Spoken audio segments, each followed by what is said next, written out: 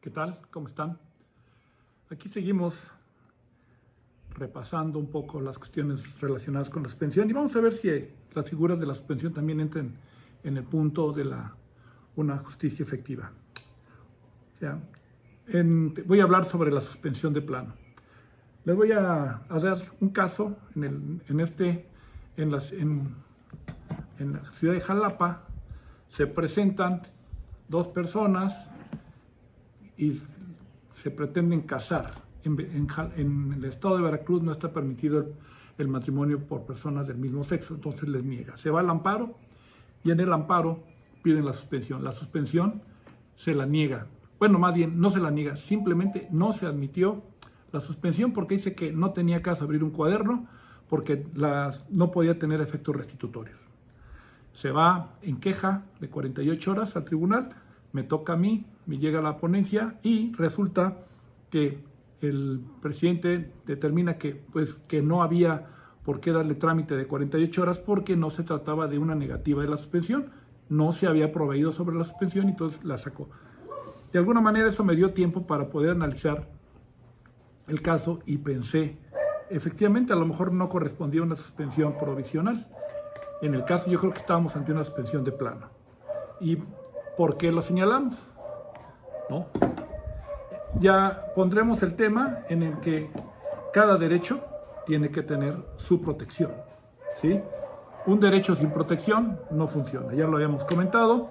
Entonces, un derecho, una garantía, pero que además esa garantía sea efectiva, ¿sí? ¿De qué caso tiene tener una garantía si nos resulta efectiva?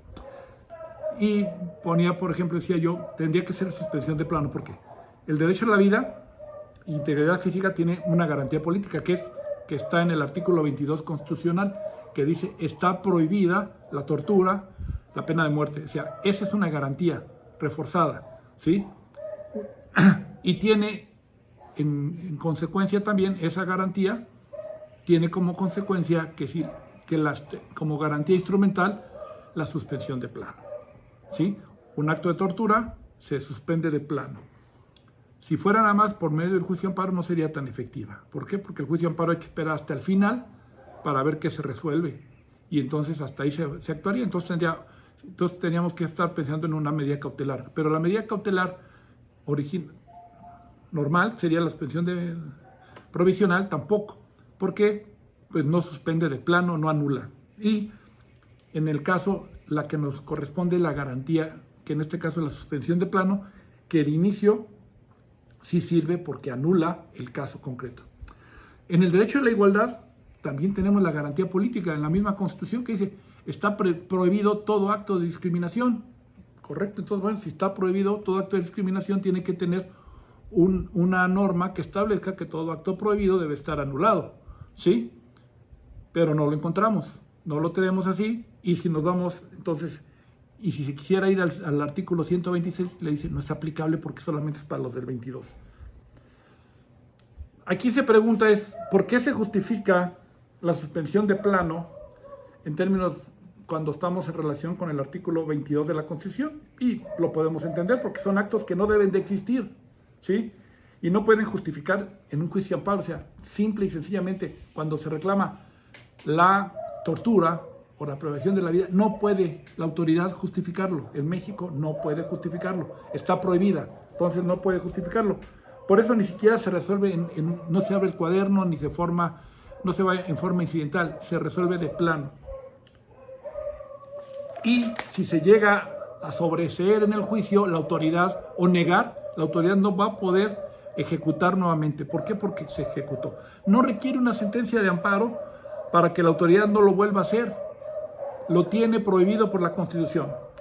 Ahora, ¿por qué tratándose de el derecho a la igualdad, o a la vida y a la integridad, sí tenemos una suspensión de plano? ¿Y por qué la prohibición de atentar contra la discriminación no lo tiene? ¿Por qué sí permite que siga un juicio que se tenga que llevar a cabo y en tanto sigue surtiendo la discriminación? Si la discriminación no se ejecuta, no se elimina desde el momento de la demanda, va a seguir perpetuando y entonces el juicio de amparo es el que está determinando, en este caso, que en el tiempo que dure el juicio de amparo va a haber discriminación y la discriminación está prohibida. Por eso se tendría que anular de plano y totalmente. Entonces, partiendo de ahí, ¿se puede aplicar por analogía el artículo 126 o se pudo haber aplicado el 126? La respuesta que me dieron mis compañeros me dijeron que no, porque no podía darse el efecto restitutorio, porque no era la materia, porque no estaba el 126. Desde un punto de vista legal, estábamos en la hipótesis correcta, pero que si ya estamos hablando de un asunto de jus cogens, como es la no discriminación, así como la no tortura, entonces tendríamos que aplicar la misma regla. El fundamento constitucional de la nulidad absoluta no existe como tal. Así como está en el Código Civil, por ejemplo, de que los actos que vayan al tenor de leyes prohibitivas serán nulos, en la Constitución no tenemos ninguna norma que establezca que las normas que vayan al tenor en contra de la Constitución serán nulas, ¿sí? O contra los actos prohibidos en la Constitución serán nulas. No encontramos nada al respecto. No encontramos hasta el 2011, porque en el 2011, acuérdense que se incorpora en los tratados internacionales, los tratados internacionales se incorporan a la Constitución. Y entonces, pues ya podemos señalar que los actos de tortura, contra los cuales sí procede la suspensión, ¿sí? Contra actos de tortura deben de declararse nulos, pero en términos del artículo 53 de la Convención. Y entonces también tendríamos que establecer si estos son nulos el artículo 53 de la Convención de Viena, que establece que todos los tratados o cualquier norma que vaya al tenor de leyes prohibitivas serán nulos. Entonces tenemos ya una garantía constitucional, ya la podemos señalar así, el artículo 53 de la Convención, como una garantía constitucional con la cual se está protegiendo de una manera política, ya con una nulidad, esto. Ahora, en tratándose de la suspensión, en tratándose de la tortura efectivamente, inmediatamente que se presenta, se desaparece, ¿sí? La tendríamos que desaparecer y la tortura no puede existir en ningún momento. Sin embargo, tratándose de la desigualdad, en este caso no tenemos algo que la desaparezca. Nos van a decir que en este caso tendrá que llegar hasta el juicio, hasta el fondo del juicio para poderlo determinar. En el caso del matrimonio de personas del mismo sexo, se está diciendo que se tiene que llegar hasta la sentencia y ahí se va a decidir el derecho, cuando en realidad el derecho es evidente, y que ya, cuando ya la Suprema Corte, en el caso ya es muy específico y hay que hacer la aclaración, que ya determinó la discriminación, ya no tiene discusión, ya no hay derecho que se le puede oponer en ese sentido. Entonces por eso resultaba claro que estamos ante una norma que debería ser anulada. Ahora, el único problema es que se señalaba que el que la anula y la expulsa de plano, en un momento dado es el artículo 126 y no contempla que procede también contra prohibiciones de igualdad, ¿sí? Cuando hay discriminación, no establece una prohibición, no establece el resultado nulidad, y entonces habría que seguirse al juicio. Y entonces no resulta, en este caso, un recurso efectivo el juicio de amparo, porque si el juicio de amparo tenía que llegar hasta la sentencia para poderse declarar la inconstitucionalidad, que ya sabíamos que era, va a seguir surtiendo en todo el proceso del juicio de amparo, va a seguir habiendo esa discriminación. Esto está prohibido precisamente por el artículo 1 de la Constitución, que está prohibida. Entiendo que las cuestiones relacionadas con la igualdad son categorías sospechosas y que tienen que pasar primero por una resolución. En el caso que ya les estoy hablando, ya tenemos una resolución de la Corte que son 5 ejecutorias en las cuales determinó que en los lugares donde no se permite el matrimonio de personas del mismo sexo es discriminatorio. Entonces, esa resolución ya nadie se la quitaba.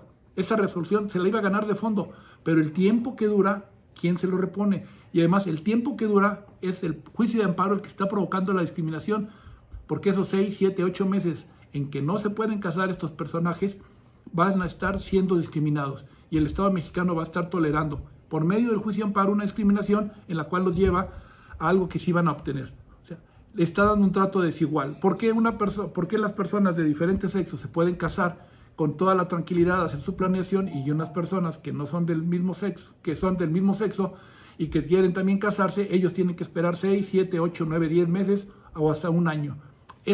Ahí tenemos una discriminación y no debe de existir. En ese contexto, ¿cómo vamos a resolverlo? Entonces, en el juicio de amparo también hay jurisprudencias, por ejemplo, que han establecido que cuando ya existe el derecho, se tiene que garantizar. Por ejemplo, decía, hay una tesis antigua que dice, acción penal es procedente el juicio de amparo mientras no se establezca en la ley la vía jurisdiccional de impugnación ordinaria para reclamar la resolución sobre el no ejercicio o desistimiento de aquella, según el artículo 21, párrafo cuarto de la Constitución Federal. Si ya existe el derecho, tenemos que protegerlo. Esto en relación también, pues ¿por qué? Pues porque tenemos el artículo 25 de la Convención Americana que tenemos que tener un recurso efectivo, y un recurso efectivo es que anule inmediatamente en relación con el derecho que se está alegando. Si estamos hablando de un derecho de discriminación, un derecho de tortura, lo tiene que anular rápido. No es efectivo si se va a tardar un año para resolverlo. Entonces, aquí aunque si voy a ganar, pero que gane correctamente, porque el tiempo que dura la discriminación no la voy a liberar. Y eso el Estado mexicano estaría incumpliendo en razón con el artículo 25 de la Convención.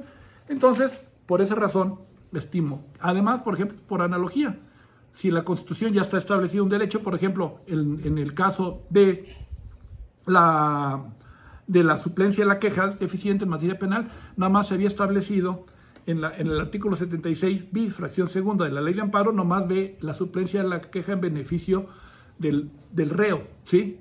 Y no del ofendido. Este artículo se estableció, se analizó y se determinó por la Corte que si ya estaba reconocido en la Constitución la igualdad de partes entre estas dos, entre el reo y el ofendido, entonces en la ley también tendría que tener las mismas condiciones.